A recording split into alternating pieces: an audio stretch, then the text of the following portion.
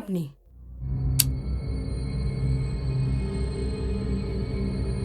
তুমি দীপক?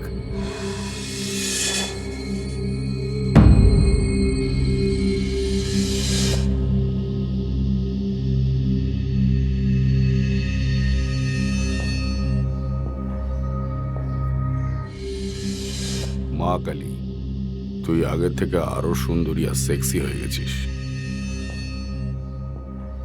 অতীতের কোনো দাগই তো দেখছি তোর মুখে আর দেখা যাচ্ছে না রে সুন্দরী। কথা বলছিস না কেন? আমি আশায় খুশি নয় নাকি? Welcome welcome back. হয়তো তুই ভুলে গেছিস যে নিজের স্বামীকে কি করে সাহায্য জানাতে হয়। সালা সময় পেরিয়ে গেলে এরকমই হয়। আর তুই টেনশন নিস না, আমি তোকে বলবো যে 7 বছর পর স্বামী বাড়ি এলে তার ওয়েলকাম কি করে করতে হয়।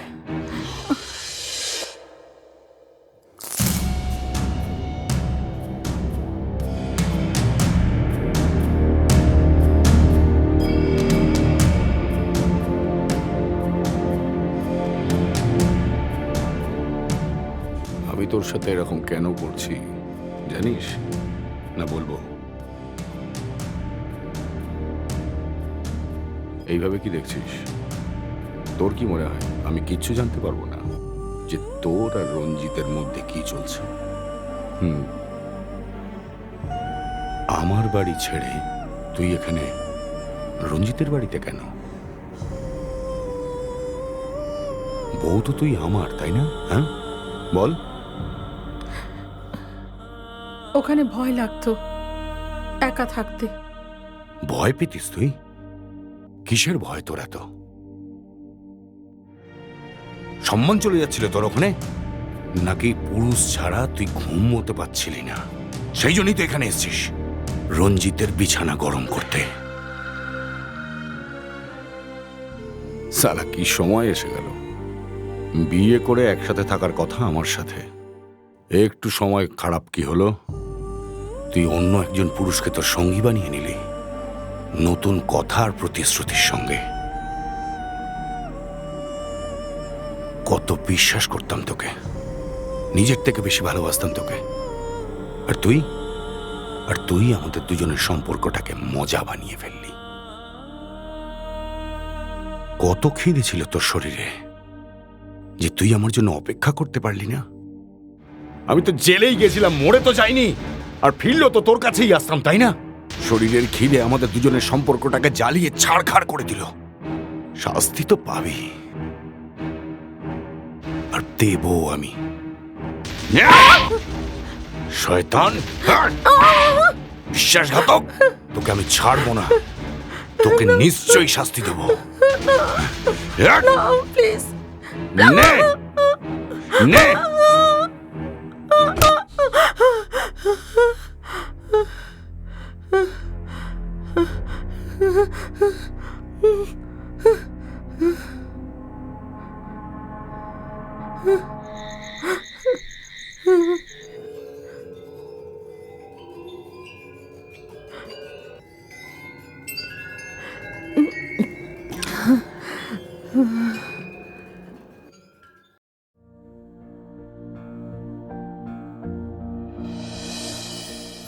দীপক রায়ের সাজা শেষ হয়েছে আর 2 দিন আগে ওকে মুক্তি দেওয়া হয়েছে।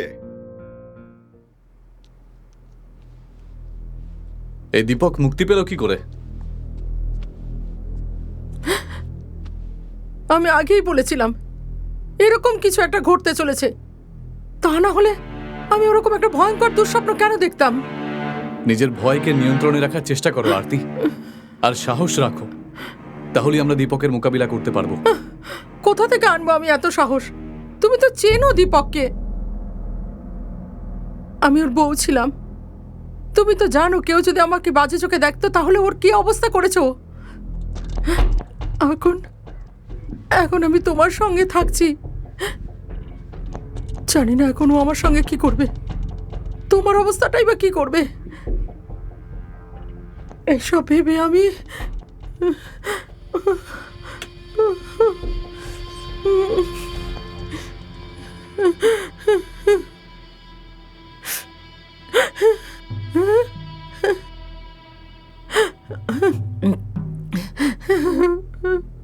আমি দেখছি।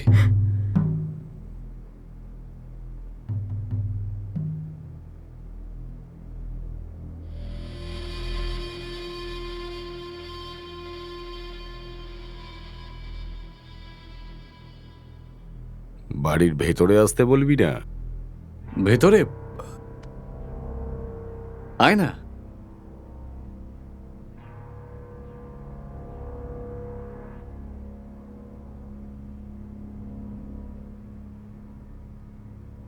আমি তো বিশ্বাসই করতে পারছি না যে তুই দীপক আমার সামনে এত বছর পর হঠাৎ করে এইভাবে।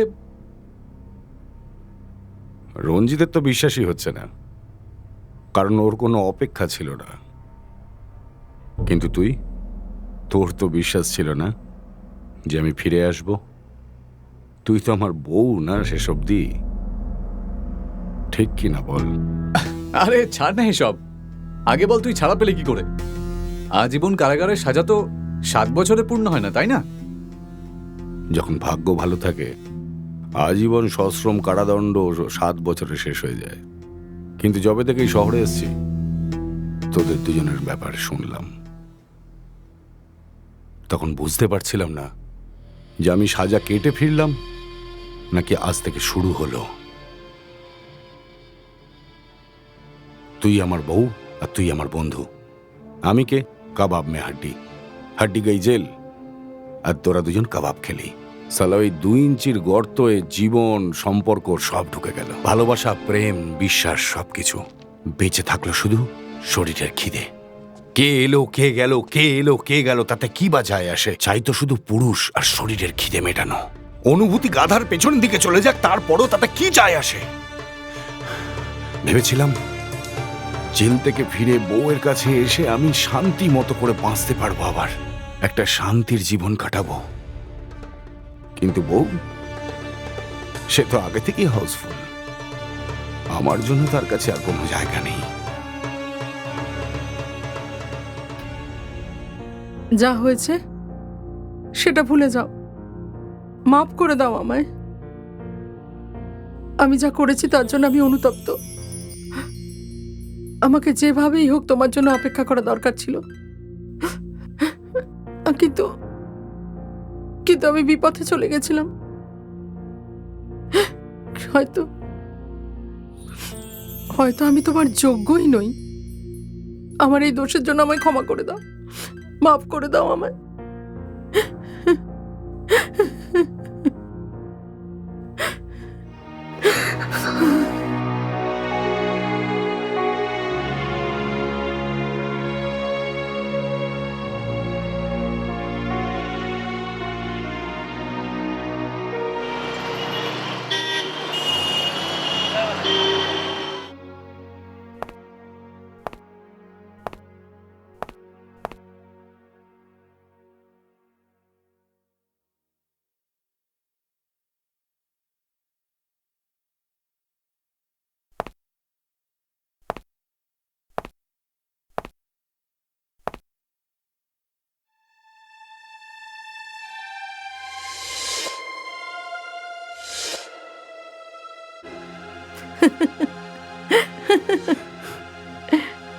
ছাড়ো না, তুমি খুব দুষ্টু।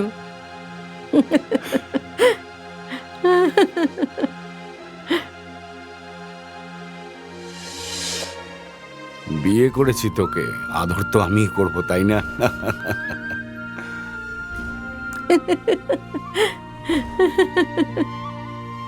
তুমি আমায় ছেড়ে যেও না। তোমাকে ছাড়া আমি বাঁচতে পারবো না।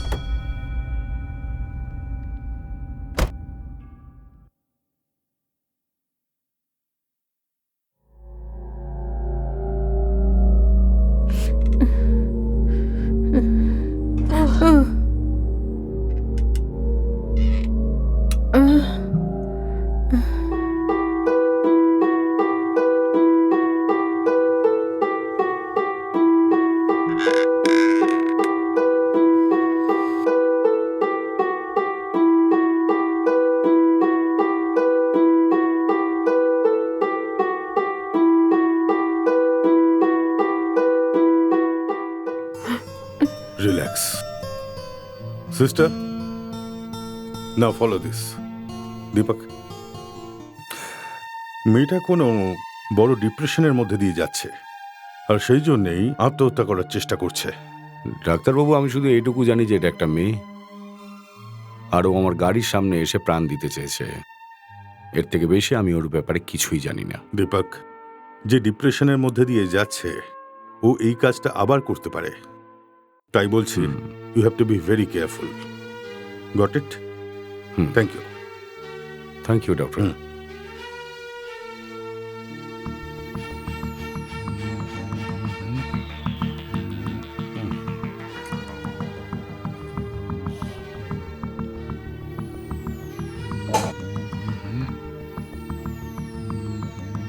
নাম কি তোর? বল। আরতি। মরতে চাইছিলি কেন? তা আবার আমার গাড়ির সামনে এসে? আর কোনো জায়গা পাসনি তুই মরার জন্য? বল।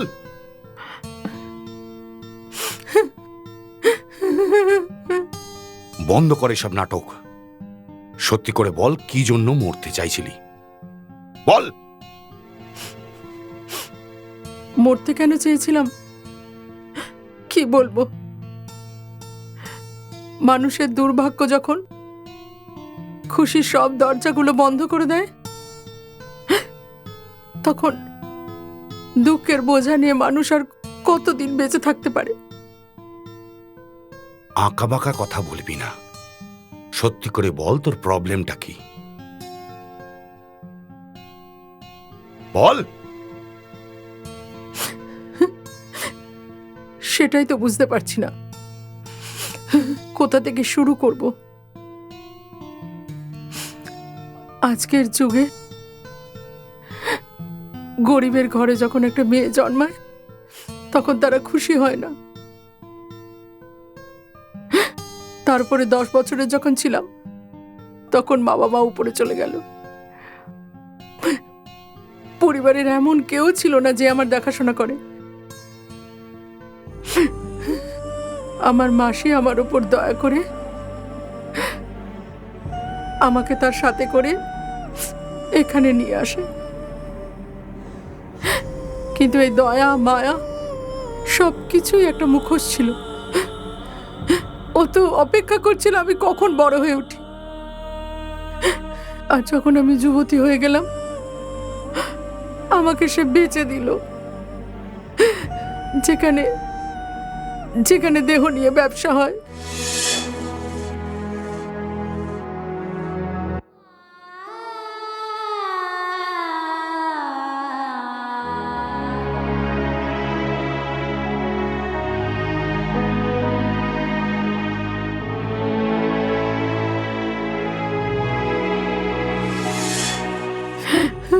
যেখানে রোজ আমার এই দেহটা নিয়ে ব্যবসা হতো, আমাকে বেচা হতো, ভোগ করা হতো।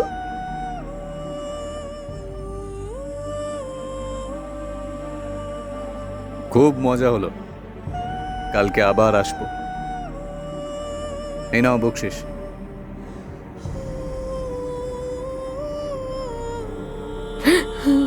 ঘেন্না হয়ে গেছিল এই জীবনের ওপর।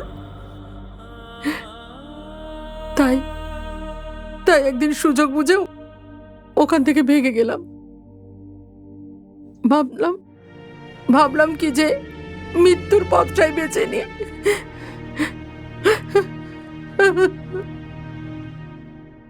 কিন্তু আমার ভাগ্য এতটাই খারাপ যে মৃত্যু আমার থেকে মুখ ফিরিয়ে নিল।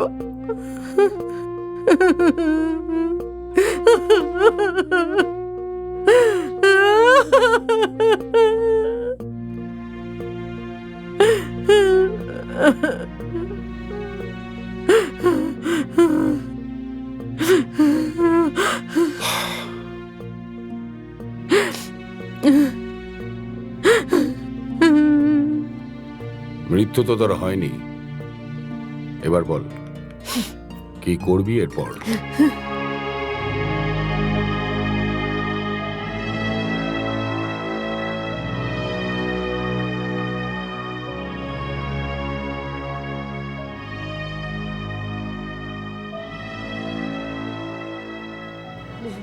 জানি না।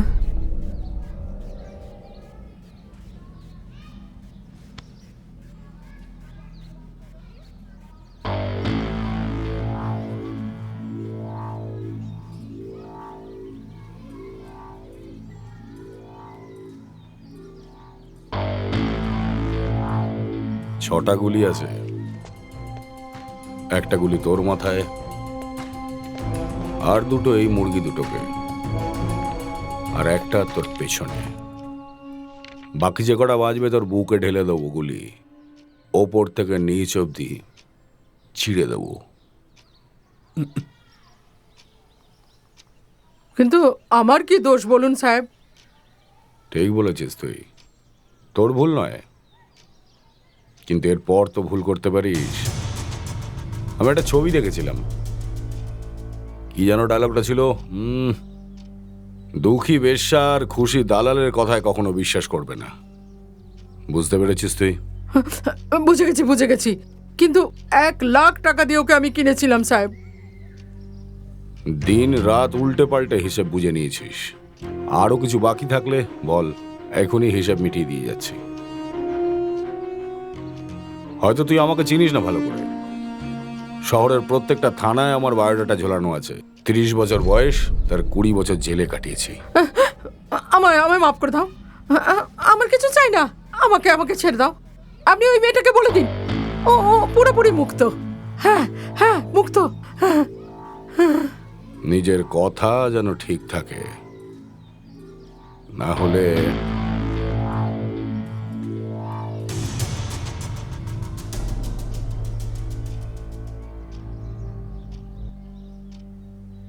মিটিয়ে দিয়েছি সেই সব ধার যার জন্য দায়ী ছিল তোর এই শরীর। এখন তুই স্বাধীন নিজের জীবন বাঁচার জন্য। এখন যেখানে ইচ্ছে যেতে পারিস। কোথায় যাব? আমার তো কেউ নেই, আর যারা আছে তাদের ব্যাপারে তো আপনি জানেন। ওরা তো নিজের হাতে আমাকে বেঁচে দিয়েছিল। তোর গ্রামে ফিরে যা, সবাই আছে ওখানে। ছিল, কিন্তু আমার বিয়ে আর আমায় বড় করার অজুহাতে মাসি সব কিছু বেচে দিয়েছে।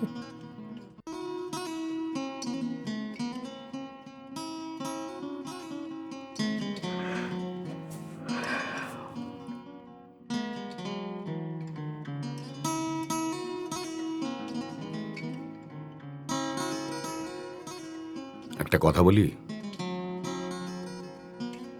তুই সালা বেশ্যা আর আমি একটা গুন্ডা। তোরও কেউ নেই, আমারও কেউ নেই। আমার সঙ্গে যাবি? করবি আমাকে বিয়ে?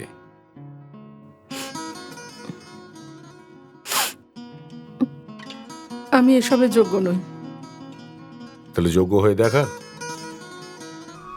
আমার মধ্যে কোনো সমস্যা থাকলে বল। দেখ, আমি তোকে আগেই বলেছি, আমি কোনো সাধু বা মহাত্মা নই। তাহলে চল বিয়ে করে ফেলি।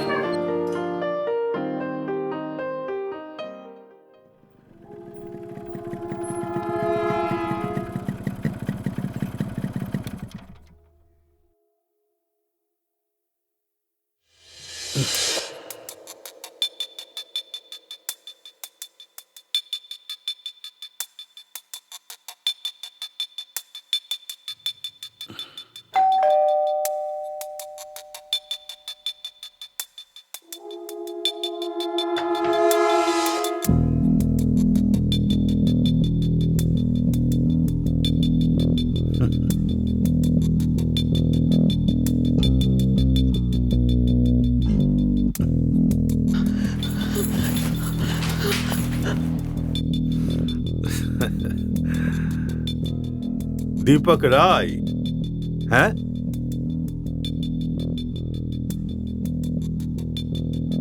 অনেক নাম শুনেছি তোমার, সবাই তোমার ব্যাপারে জানে, আর দেখো আজ দেখাও হয়ে গেল।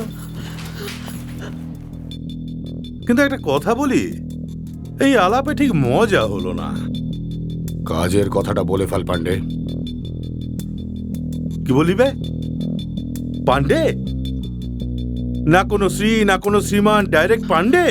এই উর্দিটা দেখছিস? হ্যাঁ, এই এলাকার দারোগা, রাস্তার কুকুর পেয়েছিস নাকি? হ্যাঁ, যতটা তুই আমার বিষয় জানিস না, আমিও তোর বিষয় তার থেকে বেশি জানি। এই শহরে বেশ্যাদের সবচেয়ে বড় দালাল তুই। বেশ্যা শরীর বেচে পয়সা কামায়, আর তুই তাদের থেকে ইনকাম করিস কমিশন খেয়ে। চুপ! তুই কিচ্ছু জানিস না। ওই কখনো কখনো বিছানায় এসে শোয়াইও আমি।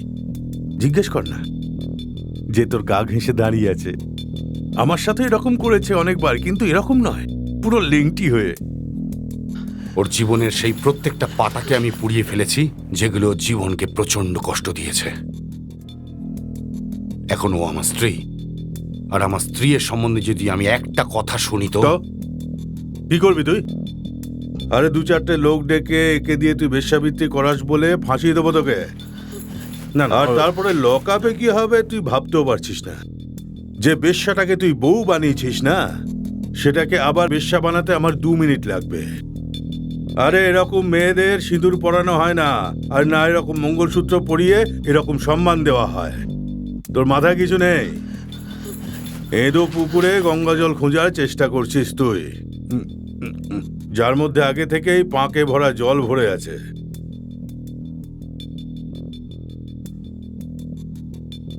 দেখ পান্ডে, এখনো আমার বউ।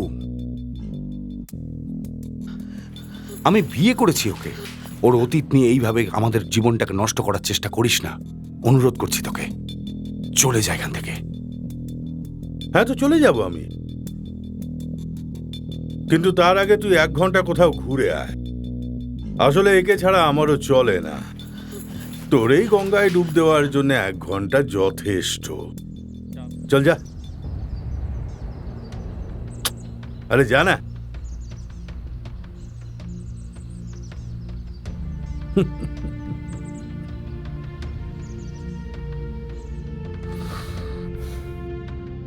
যা।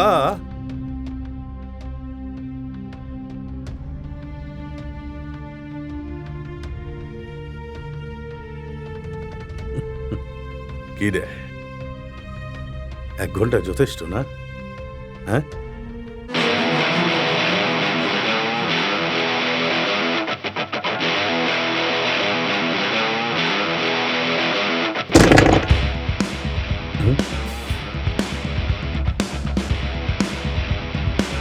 তুই গুন্ডামি তখন থেকে শুরু করেছিস যখন থেকে এই কস্টিউমটা পরেছিস, আর আমি জন্মেই গুন্ডা হয়ে গেছি। এটা কোনো বেশ্যা বাড়ি নয় যে তুই ওর শরীরের দাম দিচ্ছিস। এটা দীপক রায়ের বাড়ি, আর ও আমার স্ত্রী। আর আমারই সামনে, আমারই বাড়িতে তুই আমারই বউকে নিয়ে ব্যবসার কথা বলছিস, আর তার ধমকি দিচ্ছিস আমায়। ছাড়বো না।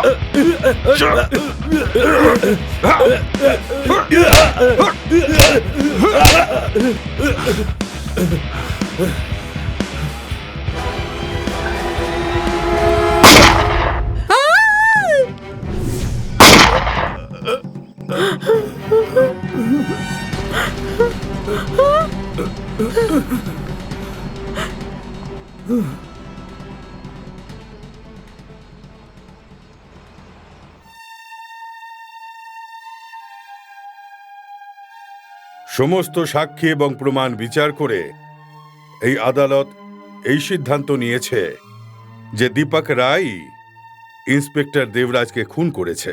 তাই জন্যে দীপক রায়কে এই আদালত অপরাধী সাব্যস্ত করে যাবজ্জীবন কারাদণ্ডে দণ্ডিত করল। আমায় ক্ষমা কর রে, আমি তোকে বাঁচাতে পারলাম না। আমি অনেক চেষ্টা করেছিলাম, কিন্তু সারা জীবনের কারাবাস, এটা একদম ঠিক হলো না। আমরা ভাবি এক, আর হয় অন্য কিছু। এই সালার ভদ্রতা ধাতে সইল না। সংসার করতে গেছিলাম, গড়ার আগেই ভেঙে গেল। এবার তুই কি করবি? আজ পর্যন্ত আমি এত সাহস জোটাতেই পারিনি যে নিজের জীবনের ফয়সালা নিজে করব। তো এখন এখন আমি কি করতে পারি? আমি তো আমার জীবন তোমার হাতে সঁপে দিয়েছিলাম। এখন তুমিই বলো যে আমি কি করতে পারি। অপেক্ষা কর, অপেক্ষা। আদালতের এই যাবজ্জীবনের রায়কে যদি বদলাতে না পারি, তো আমার নাম দীপক রায় নয়। রঞ্জিত, তুই তো আমার প্রিয় বন্ধু, তাই না? আর ও আমার জীবনকে আমি তোর হাতে তুলে দিয়ে যাচ্ছি। ওর খেয়াল রাখিস। আমি ফেরা অবধি তোর এই উপকার আমি কোনোদিন বলবো না, কোনোদিন না।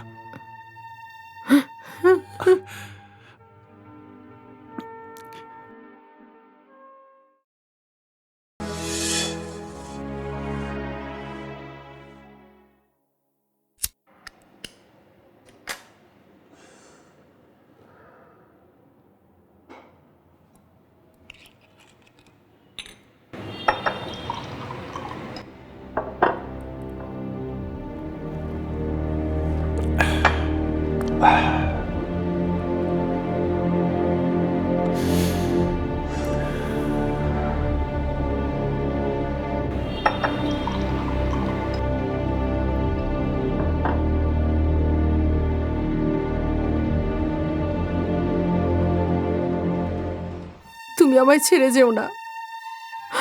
আমি তোমাকে ছাড়া বেঁচে থাকতে পারবো না। এটা তুই ঠিক করিসনি রঞ্জিত, ঠিক করিসনি। শাস্তি তো তুইও পাবি। দেখো নিজেকে একবার, আর নিজেকেই জিজ্ঞেস করো একবার যে দীপককে বিয়ে করে তুমি কি পেয়েছো? দুঃখ, কষ্ট, একাকিত্ব, এগুলোই তো। এগুলোর ভরসাতে কি সারা জীবন কাটানো যাবে বলো? একবার ভালো করে দেখো তোমার এই সুন্দর শরীরটাকে। যে কাউকে ভালোবাসতে চায়, কারোর কাছ থেকে ভালোবাসা পেতে চায়, যে কারোর নিঃশ্বাসের সাথে হারিয়ে যেতে চায়, কারো শরীরের সাথে মিশে গিয়ে নিজের শরীরের খিদেটাকে মিটিয়ে নিতে চায়। কিন্তু আমার ভাগ্যে এসব কোথায় বলো? ভাগ্য তো আমার জীবনে শুধু অপেক্ষায় রেখে দিয়েছে। এই অপেক্ষার কোনো শেষ নেই। আমরা দুজন সব চেষ্টা করে দেখে নিয়েছি, কিন্তু এখন দীপকের জীবন আর যৌবন দুটোই এখন জেলের চার দেওয়ালের ভেতরই পার হয়ে যাবে। আর যে অপেক্ষার কথা বলে তুমি অপেক্ষা করতে চলেছ না, তাতে তুমি কিচ্ছু পাবে না। আর একটা বুড়ো শরীরকে বুকে জড়িয়ে কি পাবে তুমি? ততদিনে তো তোমার এই আশা আর ইচ্ছেগুলো একেবারে শেষ হয়ে যাবে। তাহলে আমি কি করব? নতুন করে একটা শুরু, একজন নতুন জীবন সঙ্গীর সাথে। জীবন সঙ্গী? কে?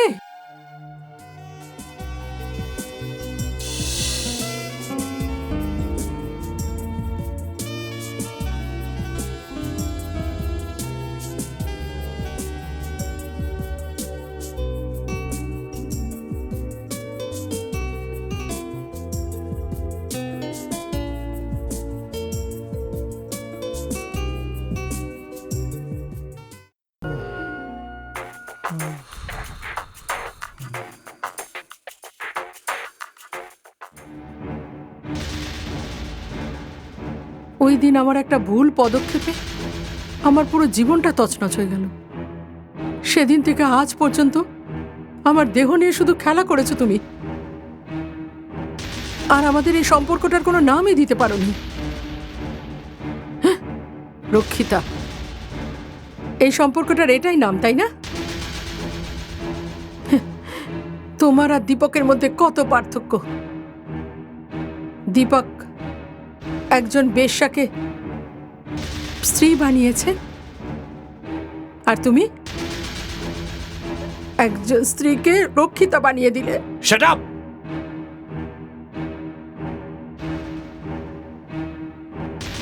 দীপকের ভয়ে তুমি এতটাই ভয় পেয়ে রয়েছো, তুমি এটাই বুঝতে পারছো না যে তুমি কি বলছো। আমাদের সম্পর্কে কিছু বাধা ছিল, যার জন্য এই সম্পর্কটার নাম দিতে পারিনি। আর নাম দিতে পারিনি তার মানে এই নয় যে তুমি আমার রক্ষিতা, বুঝেছো? যদি নিজের ভালো চাও তাহলে মাথা থেকে নোংরা চিন্তাগুলো দূর করো আর ভাবো এরপর আমাদের কি করা উচিত। কারণ দীপক আবার ফিরে এসেছে, তাই এর সুযোগ নিয়ে আমরা ওর কাছ থেকে অনুমতি নিতে পারি আর তুমি ডাইভোর্সও পেয়ে যাবে। আর তারপর?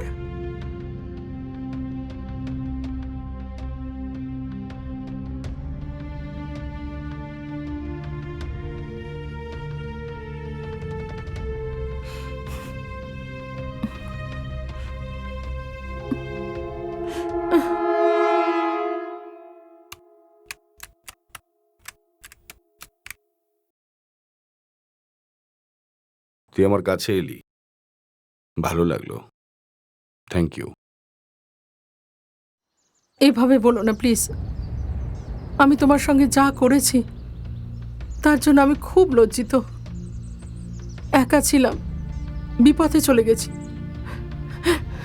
কিন্তু তুমি যদি চাও তাহলে আবার আমার জীবনটা তোমার সঙ্গে নতুন করে শুরু করতে পারি, যদি তুমি সব কিছু ভুলে যেতে পারো তো।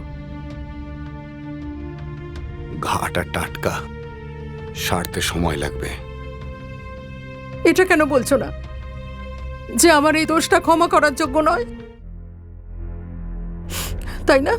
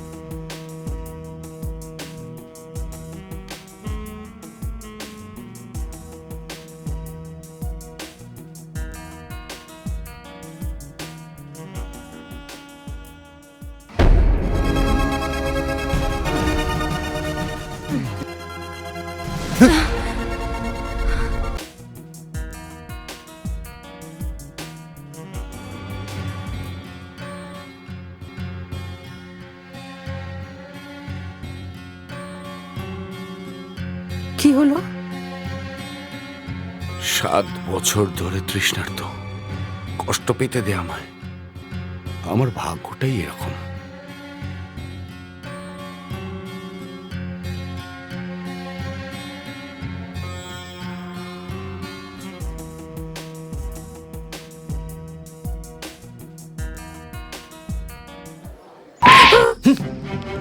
আবার কি নতুন নাটক শুরু করলে তুমি? এটা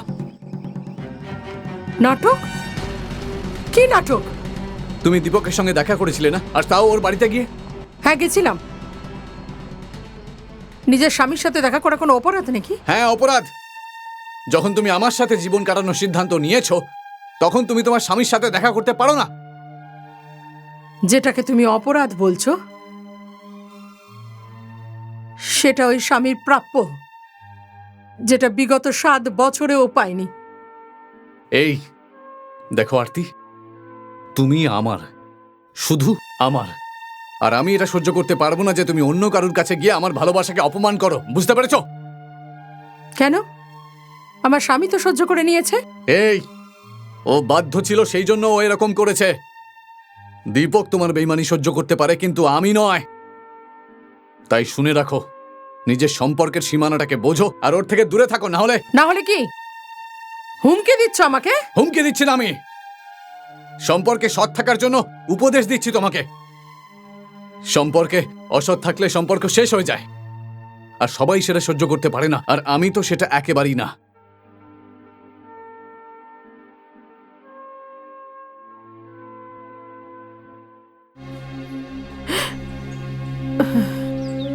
সম্পর্কের এই জালেই তো বন্দী হয়ে গেছে আমার জীবন। বুঝতে পারছি না কি করব। ভেঙে যাওয়া সম্পর্ককে জুড়ব না জুড়ে থাকা সম্পর্ককে ভেঙে দেব?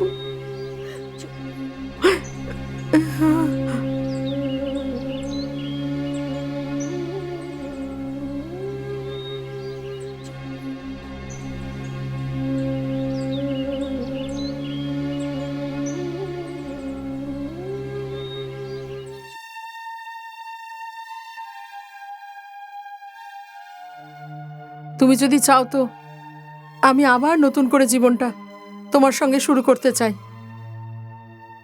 এটা কেন বলছো না যে আমার এই অপরাধ ক্ষমার যোগ্য নয়, তাই না?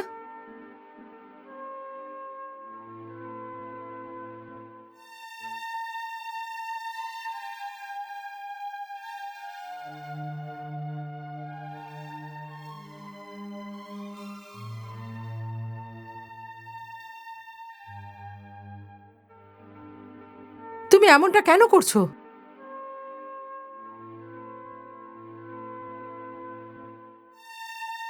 মানে আমার সঙ্গে দেখা করবে বললে, জড়িয়ে ধরলে, ফটো তুললে, এই বললে যে তোমার এগুলো নিঃসঙ্গতা কাটাবে। আমিও সেই জন্য মানা করিনি, কিন্তু ওই ফটোটা তুমি রঞ্জিতকে কেন পাঠিয়েছো? কেন? কারোর কোনো মূল্যবান জিনিস যদি হারিয়ে যায় তার কতটা কষ্ট হয় এটা তো ওরও জানা উচিত। কিন্তু রঞ্জিতের এইসব পছন্দ নয়। ওর পছন্দ বা অপছন্দে আমার কি যায় আসে? কিন্তু আমার যায় আসে।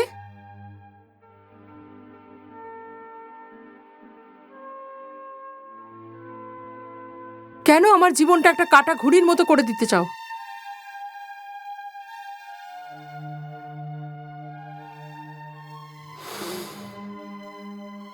জেলের সাথে সাথে তোমার বিচ্ছেদেও কেটেছে। যবে থেকে বাইরে বেরিয়েছি তোমার বিচ্ছেদ আমার পোষাচ্ছে না। মানে? কেননা সব অতীতকে ভুলে একটা নতুনে শুরু করি। সত্যি?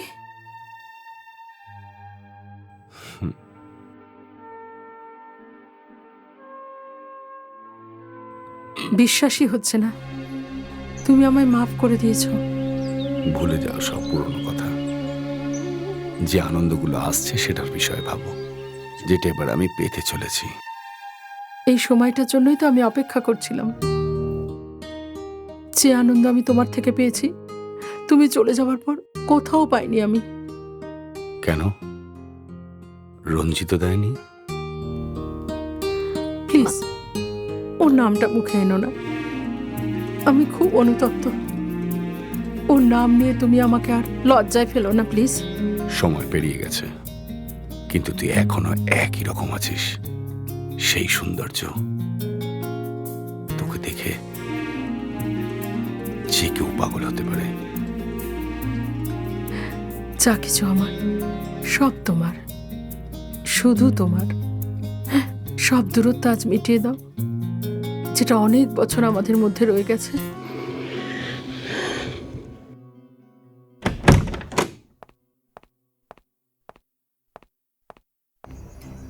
রেগে আছিস নাকি? এটা তুই কোন খেলা খেলছিস আমার সাথে? আগে ছবি পাঠালি আর এখন তোরই বাড়িতে, তোরই বিছানায়, তোরই হবু বউয়ের সঙ্গে আমি কি করেছিস তার ভিডিও তুই পেয়ে গেছিস। ভালো লেগেছে? ভাই আমার তো হেভি লেগেছে। কেন রেগে যাচ্ছিস? ও বাবা, মনে আছে যখন আমার বাড়িতে আমারই বউয়ের সঙ্গে আমারই বিছানাতে তুই এইসব করেছিলি? আজ এত অসুবিধে কেন হচ্ছে? কেন হচ্ছে অসুবিধে? আমি আরতির সঙ্গে দেখা করব।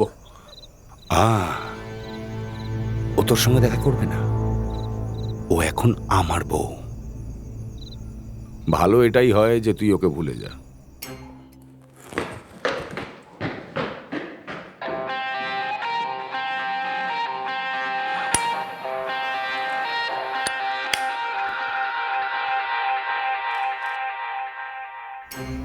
কোথায় গিয়েছিলে তুমি?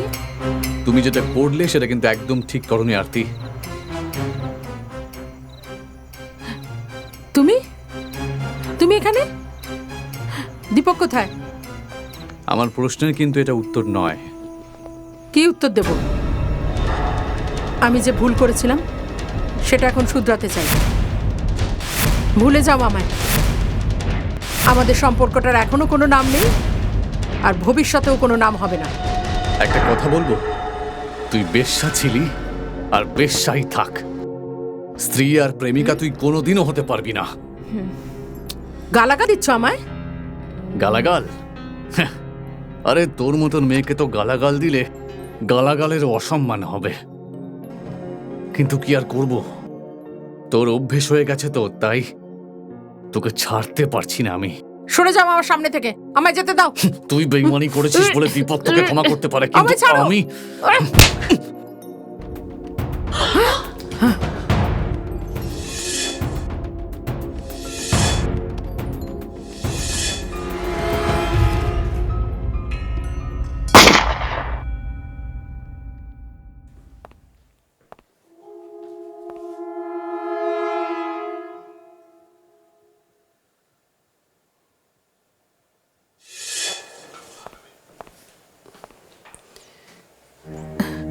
এখন আমি কি করব? পুলিশের অপেক্ষা।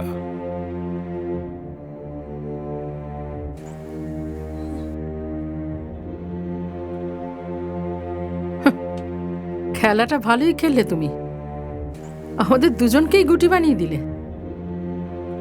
আমরা তোমার এই প্ল্যানটা বুঝতেই পারিনি। আর দেখো, তোমার সামনেই একজন মরে পড়ে আছে, আর এখন আমি একটা বেশ্যাকে বউ বানিয়ে তার সব দোষ মাফ করতে পারি, কিন্তু যখন বউ বিছা হয়ে যায় তখন মাফ করতে পারি না। আর আমার এই বন্ধুকে, যে আমার পেছন থেকে ছুরি মেরেছে, আমায় মাফ করতে পারবো না, পারবো না।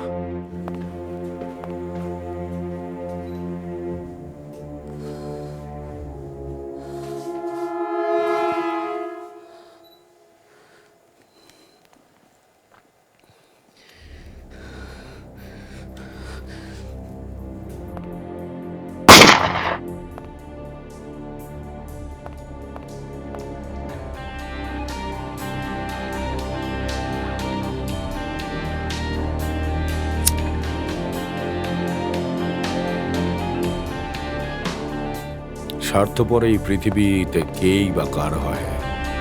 বিশ্বাসঘাতকতা সেই করে যাকে বিশ্বাস করা হয়।